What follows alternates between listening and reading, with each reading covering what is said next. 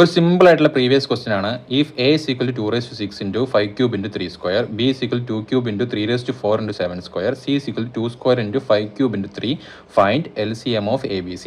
ഇങ്ങനെ ഒരു ക്വസ്റ്റ്യൻ കണ്ടു കഴിഞ്ഞാൽ വളരെ സിമ്പിൾ ആണ്, ഒന്നും ചെയ്യാനില്ല. LCM ചോദിച്ചു കഴിഞ്ഞാൽ ഒന്നുമില്ല, ക്വസ്റ്റ്യനിലേക്ക് നോക്കുക, ഏതൊക്കെ നമ്പേഴ്സ്, ഏതൊക്കെ പ്രൈം നമ്പേഴ്സ് ഉണ്ടെന്ന് നോക്കുക. പ്രൈം നമ്പേഴ്സ് നോക്കുക, 2 ഉണ്ട്, 5 ഉണ്ട്, 3 ഉണ്ട്, 7 ഉണ്ട് അല്ലേ.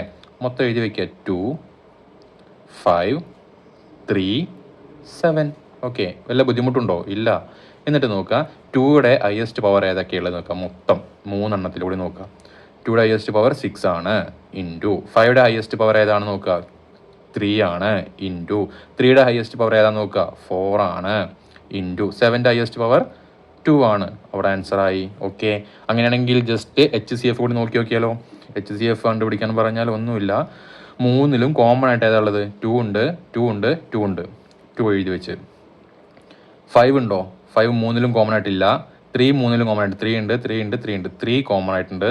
7 ഉണ്ടോ? ഇല്ല. സോ അവർ ആൻസർ എന്ന് പറയുമ്പോൾ LCMൽ ഹയസ്റ്റ് പവർ നോക്കിയാൽ HCFിലേക്കുമ്പോൾ ലോവസ്റ്റ് പവർ, 2യുടെ ലോവസ്റ്റ് പവർ ഏതാണ്, 2 സ്ക്വയർ ആണ്, ഇൻറ്റു 3യുടെ ലോവസ്റ്റ് പവർ ഏതാണ്, 3⁻1 ആണ്, ഓർ 3 ആണ്. ആൻസറായി. ഓക്കെ.